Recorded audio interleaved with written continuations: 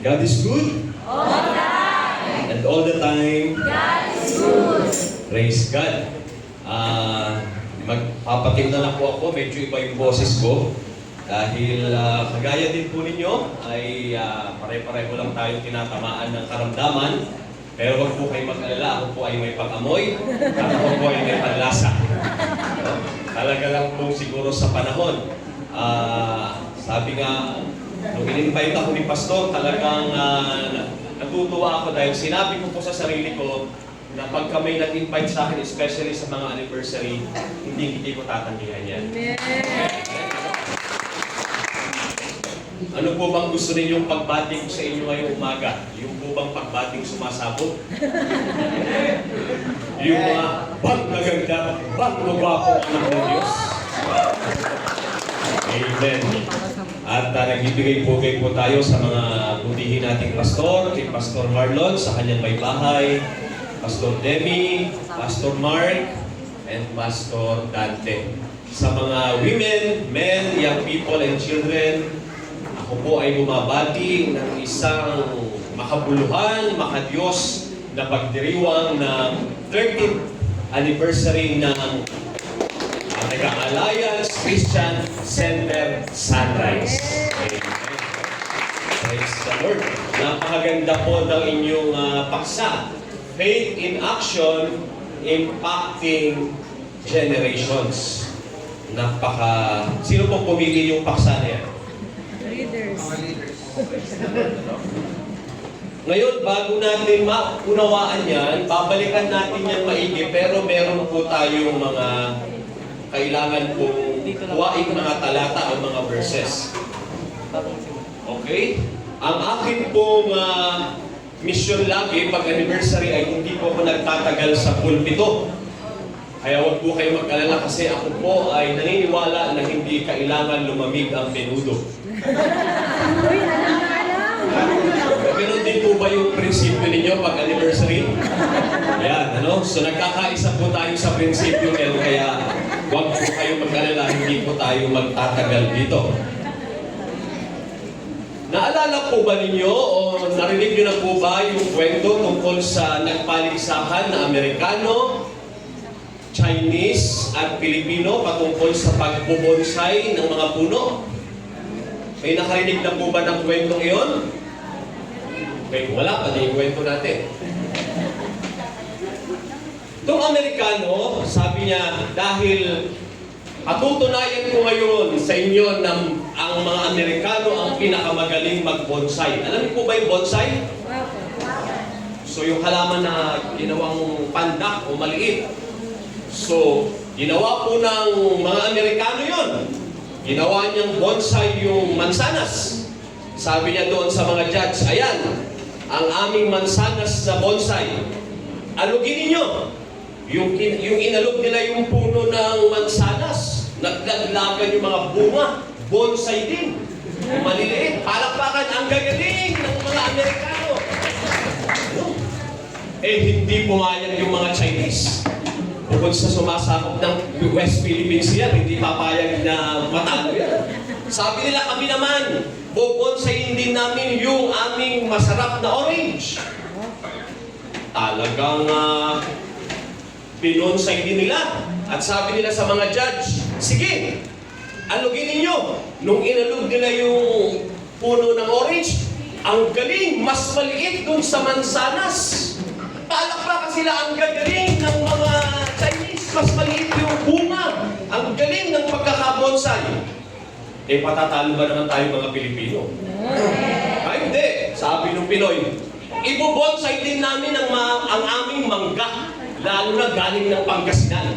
Bukod sa matamis, talagang binonsay din ng Pilipino. Nasabi nila, o yan, nakabonsay yung mangga. Alugin nyo. Inalog ng mga judge. Magaling din ang mga Pilipino na bonsai nila yung mangga. Pero ang nagtataka kami, kasi laki lang ng orange ng Chinese yung bunga ninyo. Ano kakaiba ninyo? Sabi ng Pilipino, hindi. Alugin mo ba? Inalog nila. Nagulat yung mga judge, pati yung mga tekbalang at mga apre na bonsai. Panalo ang Pinoy! pag ganyan ang mga kwentuhan, gusto natin ano? Pero pagsalita na ng Diyos, natutulog. Ang problema, pag si Pastor Leo ang nagpipreach, bawal matulog. Dahil may gulat factor tayo, ha? Amen. Tayo po'y manalangin. Lord, salamat po sa umagang ito, sapagkat ang bawat isa sa amin ay dinala po ninyo dito sa isang kadahilanan na ito po ang tamang tugon o tamang response sa iyong kagandahang loob sa bawat isa sa amin. Amen. Kaya pagpalain po ninyo ang aming pagdiriwang ng ika-13 taong anibersaryo ng iyong kabutihan, ng iyong pagmamahal, at ng iyong tunay na katapatan sa bawat isa sa amin. In Jesus' name we pray. Amen. Ano ba ino-operate to? Ayan. Pangalawa po. Ano pong title? Ba't napindot ko na agad? Tinatanong ko pa yung title, ano? Ano po bababalik yun? Ayan. Ano pong mensahe ng Diyos sa bawat isa sa atin? Ang pagkakakilanlan mo ay Kristo. Yan, mamaya magtutugmayan dyan sa ating paksa, ano? Gusto ko pong basahin ng inyong mga beautiful eyes ang talatang yan. Sabay-sabay po tayo, please. Go! Ako'y napako sa krus na kasama ni Kristo at hindi na ako ang nabubuhay, kundi si Kristo ang nabubuhay sa akin. At ang buhay na ikinabubuhay ko ngayon sa sa laman ay ikinabubuhay ko sa pananampalataya. Ang pananampalataya na ito'y sa anak ng Diyos na sa akin ay umibig at ibinigay ang kanyang sarili dahil sa akin. Pagpalain po tayo sa pagbasa ng salita ng Diyos. Diyan pa lang po ay otang-ota na tayo sa talatang yan. Paano ba natin gustong unawain yan? Sa umagang ito, meron po tayo ilang mga puntos na ating pong ipagdidiinan.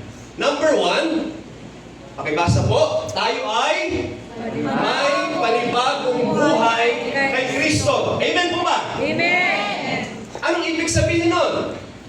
Ako'y napako sa krus na kasama ni Kristo at hindi na ako ang nabubuhay.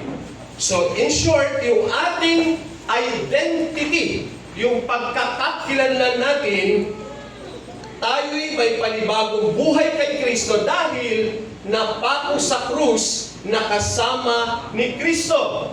Okay, parang hindi ko pa, Pastor, maintindihan. Maiintindihan natin yan. Ibig sabihin, tayo ay sa Kanya. Amen? Amen. Nakaino tayo ngayon? Sa Kanya. Ang krus, ang kalooban ng Diyos para sa Kanya. Ano? Ang krus, ang kalooban ng Diyos para sa Kanya. Bantayan niyo yung mga salita na ating binibigkas, ano? Dahil, pakisabi sa katabi, hindi na ako, hindi na ikaw, kundi si Kristo na ang nabubuhay sa atin. Pakingitian po yung inyong katabi. Patiin po ninyo, ang katulad mo, sabi mo sa kanan, ang katulad mo ay sariwang ubas. Siyempre, magre-reply na sa kaliwa. Ang katulad mo ay sariwang kamyas. Magkasing tulog naman, di ba? Hindi nga lang magkasing sarap. Okay. Anong ibig sabihin nitong panibagong buhay kay Kristo?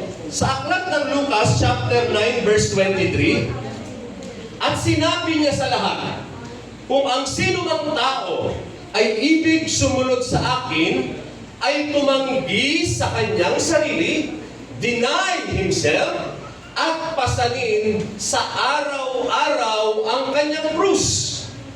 Carry his cross daily, at sumunod sa akin. Ano ibig sabihin? Yung tumanggi sa kanyang sarili, yung po yung binitawan natin. Hindi na ako, hindi na ikaw, kundi si Kristo na ang nabubuhay sa iyo. Amen po ba? Amen. pasanin ang krus, ibig sabihin, papasanin bang literal yung krus? Hindi.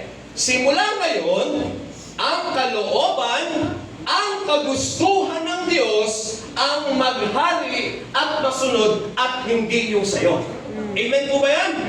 Kasi si Kristo, bakit sinabi natin na ang krus ay kalooban ng Diyos kay Kristo? Kasi pwede naman siyang tumanggi. Pero hanggang sa kamatayan sa krus, ang kalooban ng God the Father, ang kalooban ng Diyos Ama ay napangyari at nasunod sapagkat yung krus na yon ang kalooban ng Diyos. Naintindihan po natin? Pasanin ng krus, simula ngayon, ang kalooban, ang gustuhan na ng Diyos ang maghahari at masusunod at hindi yung sayo araw-araw. Okay? Namamatay ako araw-araw. I die daily to myself. Anong ibig sabihin? Pag bumati tayo ng happy anniversary, happy anniversary kapatid, happy anniversary po. Anong nasa likod nun? Ibig sabihin nun, happy anniversary, nagpa-promise ako, ipag-pray kita. Yun ang kasunod nun eh. Ano pa? Happy anniversary, nagpa-promise ako, hindi kita i-chismis. Yun ang mga nasa likod ng pagbati ng happy anniversary. Kasi hindi na ikaw yung nabubuhay, kundi si Kristo na. Gusto mong magsugal, pero hindi na ikaw yan eh. Gusto mong tumaya sa scatter, pero hindi na ikaw yung nabubuhay. Gusto mong ano yung nauso ngayon? Yung tuwing alas 12 ng tanghali? Yung laro ng baraha? Tong-its. Gusto mong mag-tong-its, pero sasabihin mo sa sarili mo, hindi na ako to eh. Kung ako lang, nagtong-tong-its ako, pero si Kristo na ang nabubuhay sa akin. Amen? Kaya namamatay ako araw-araw. Nakukuha po natin. Alam po ninyo, pasensya na sa mga kabataan ha. Alam po ba ninyo yung kanta ni Eva Eugenio? Noong panahon kasi namin ni Pastor Marlon, mga maliliit pa naman kami, alam na, sino ba yung nakaabot dito yung lalaglagan ng pera, yung joke box? May nakaabot pa po ba dito? My goodness, kasi ngayon, Spotify na no? Noon, kala ko noon, nasasaksiyan ko yung mga kapitbahay ko na pag nilaglagan ng barya yung joke box, tutugtog yun. Dapat ang puso. Yung kanta ni Eva Eugenio, na hindi magbabago. Di ba yan yung mga gano'n yun, ano? Kala ko ng libangan lang nila. Para ba ang sarap lang pakinggan? O tukso. Kabisado, pastor, yung mga piano mo. Pero yung John 3:16, hindi kabisado. Kala ko nun yun. Joke lang.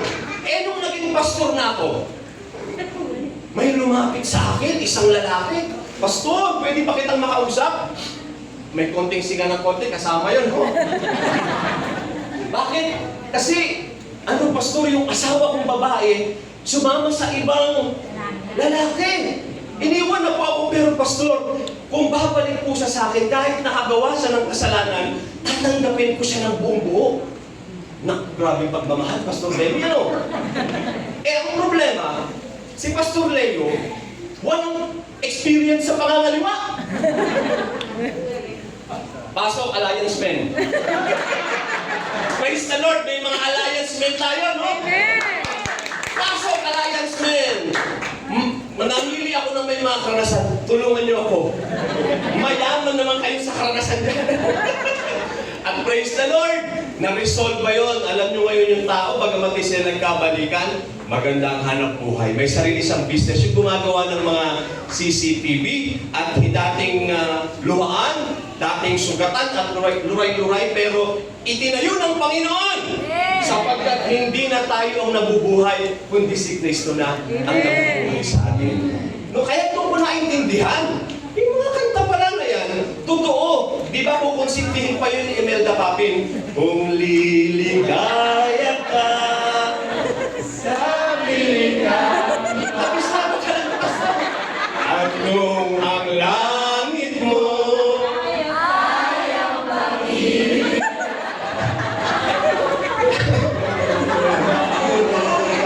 Tututol ba ako kung magustuhan mo? Sapat na ang minsan. Diba? Kinonsinti ni Imelda Papin. Kaya naintindihan ko ngayon. Sabi ko, may mga kanta na yun pala. Talagang napangyayari at may experience talaga. So naintindihan ko natin, number 1 point, tayo ay may panibagong buhay kay Kristo. Efeso chapter 4 verse 22 to 24, hubarin ninyo ang dating pagkatao, old self, ayon sa dating pamumuhay na sinisira ayon sa mapandayang pagnanasa. Magpanibago kayong muli sa espiritu ng inyong kaisipan at isuot ninyo ang bagong pagkatao, new self, na ayon sa Diyos ay ninalang sa katwiran at totoong kabanalan. Amen? Kaya sabi dyan, ang buhay daw ng Kristiyano ay parang tag of war. Every day, tag of self, tag of spirit. Pero dapat ang motto natin, sino ba dito yung pangalan ni Eddie? Meron ba ditong Eddie? Wala naman. Dapat Eddie tayo. Eddie na ako ang nabubuhay, kundi si Kristo na.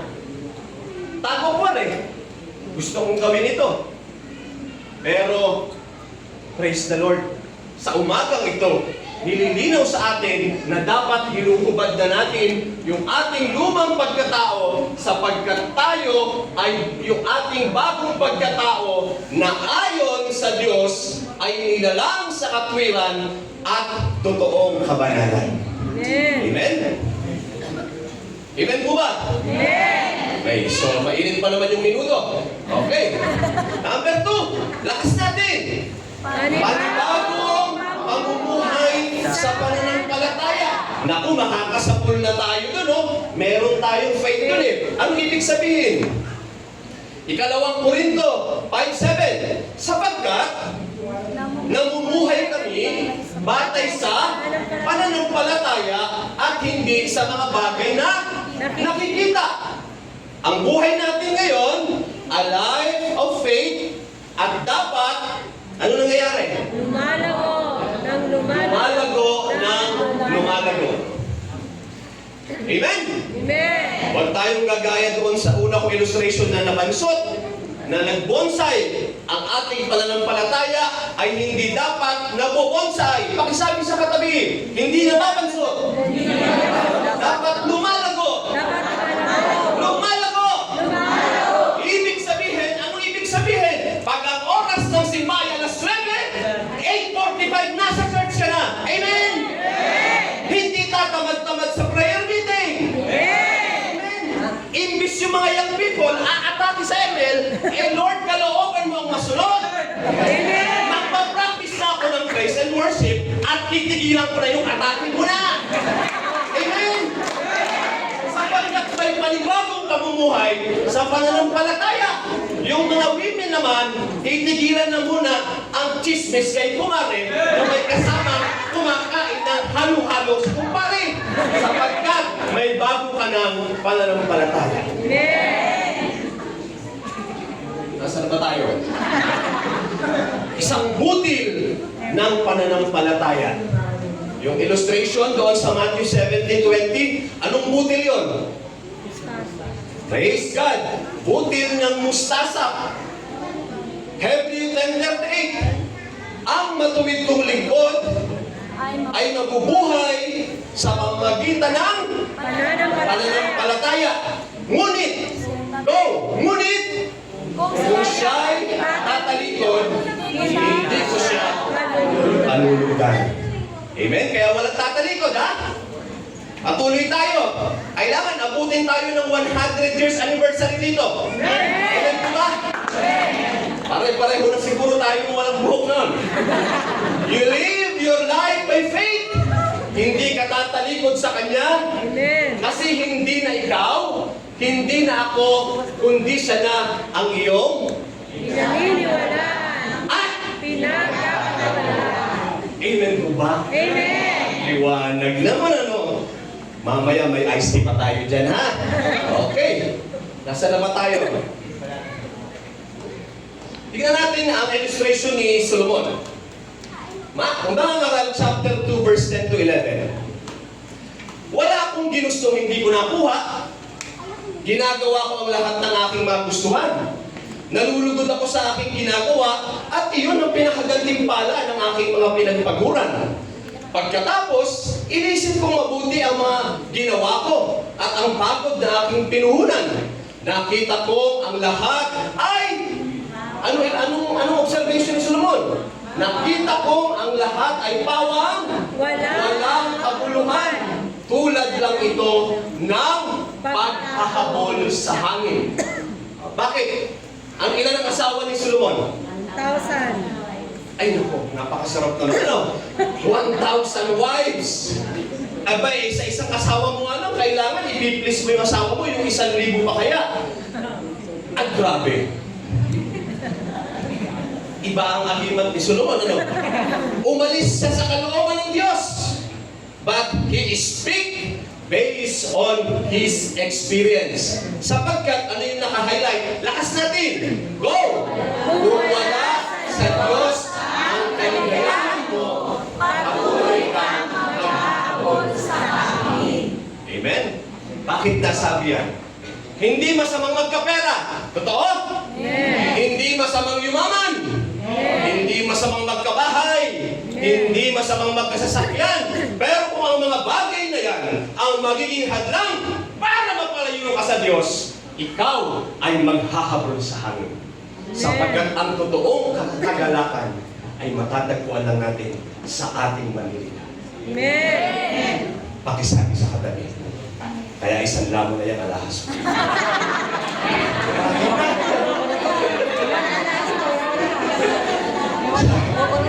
Hindi naman tutunay, Pastor. Ano? Nabili mo lang nga po dyan eh. Katabi-tabi. Mga ngaral chapter 12. Bayak people, basa! Alalahanin mo Ang lumikha sa'yo habang bata ka pa. Bago dumating ang panahon ng kahirapan at masabi mo, hindi ako masaya sa buhay ko. Bakit sinabi ni Solomon, nakakatakot mga diriyat people, ang taas ng HIV? Nakita rin napapanood ninyo? Eh paano nga kasi yung mga dating app? Eh kaya, dahil puyat, dahil pagod yung mga pastor ninyo dito, pinipilit kayong ilapit sa Panginoon para kayong mga young people ay hindi pagsamantalahan ng mundo. Amen po ba?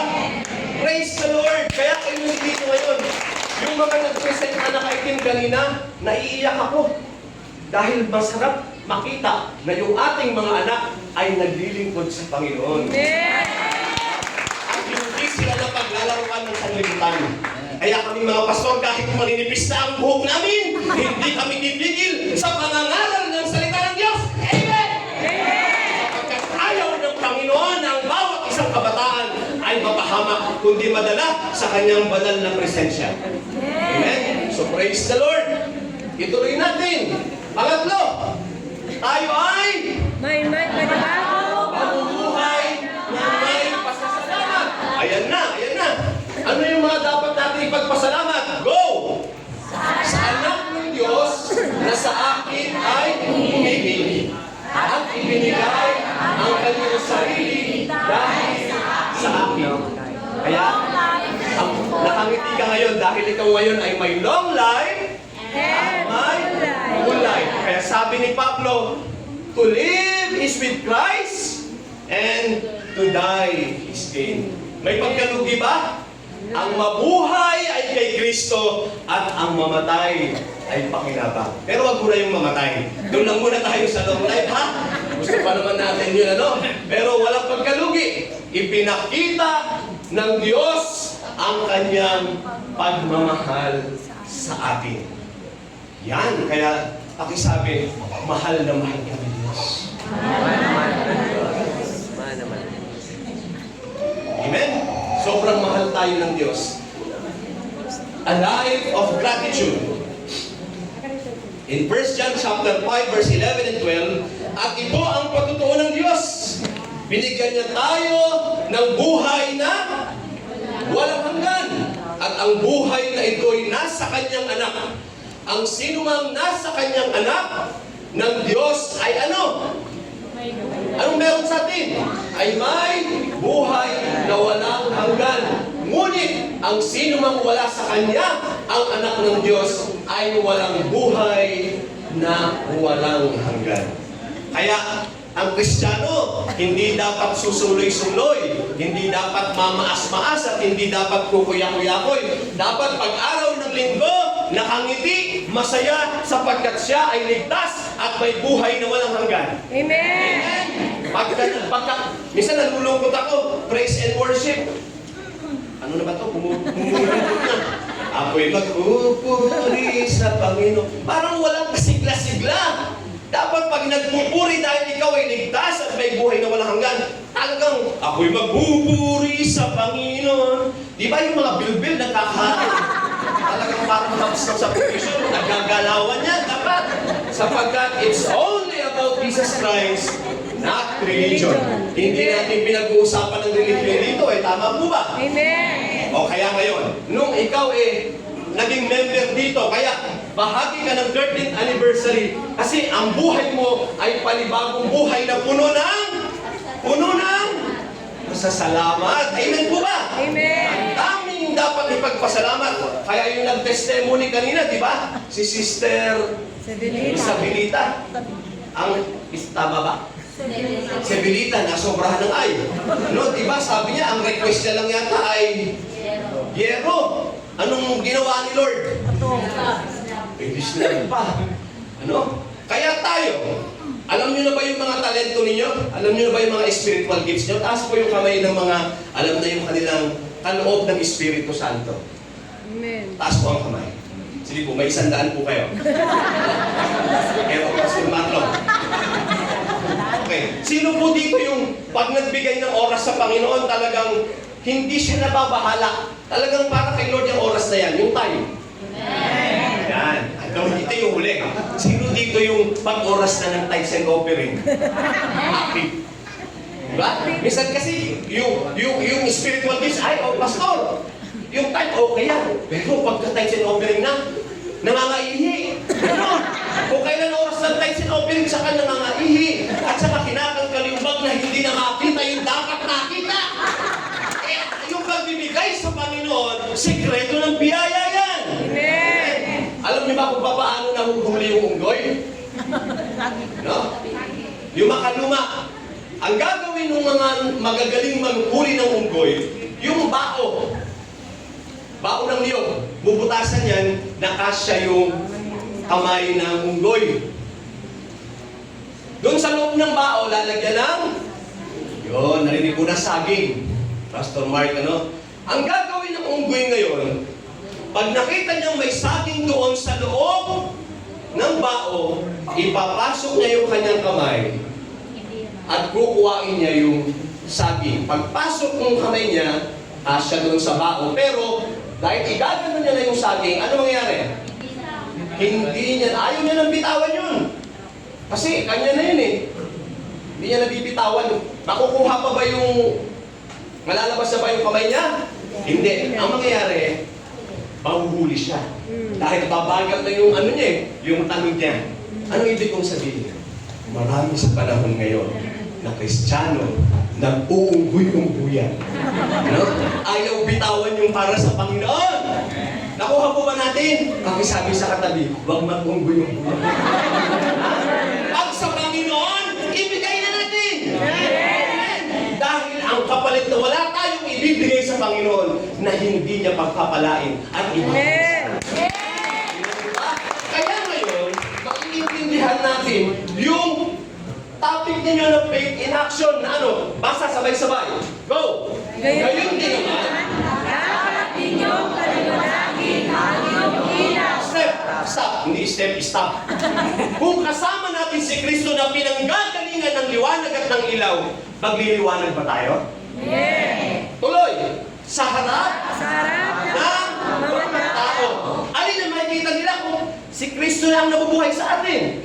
Upang makita nila ang inyong mabubuting gawa at kanino ang kapurihan? At ang papurihan ng iyong Kaya pala kinakanta ng mga young people, every blessing. Hindi ko kabisado, pero yung Eva yung Helio, kabisado nyo. Every blessing you pour turn back to praise. Amen. Every good deeds, every blessing, ang kapurihan ay para sa Panginoon. Amen po ba? Dear Alliance Christian Center Sunrise, happy 13th anniversary po sa inyo. God bless.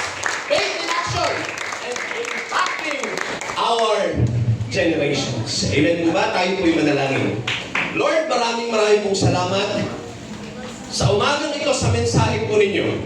Salamat po sa church po na ito sapagkat ito po ang nagiging daluyan ng iyong pagpapala at ng inyong biyaya. Dapat po, Panginoon, ay maunawaan ng bawat isa sa mga kapatiran namin na minsan, O Diyos, ang pananampalataya na pinagkaloob niyo sa amin ay nanghihina.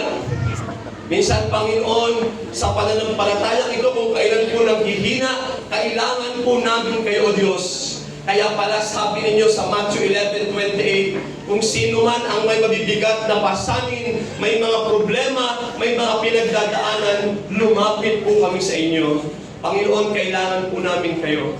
Minsan po, lumalamig ang aming pananampalataya. Ibigay po ninyo sa amin ang totoong kapahingahan, O Diyos. Nang sa ganon, O Diyos, ay patuloy po kami makapaglilingkod at yung aming pong mga mahal sa buhay, yung aming pong mga kaibigan, yung aming pong Panginoong mga ka-churchmate ay patuloy na magkakaroon ng impact ang aming paglilingkod generations to generations sapagkat ang iyong salita, ang mensahe ng iyong salita, kahit pabago-bago ang panahon, hindi po nagbabago, Panginoon, ang mensahe ng kaligtasan at ng iyong pagmamahal, Panginoon. Kaya salamat, Lord, sa 13th year anniversary ng simbahan ito. Pagpalain po ninyo, ibuhos po ninyo ang iyong mayamang grasya, ang iyong pabor, kaligtasan at pagmamahal, at maranasan ng bawat isa ang tunay na kadakilaan na nagmumula po sa iyo. Maraming pong salamat. In Jesus' name we pray.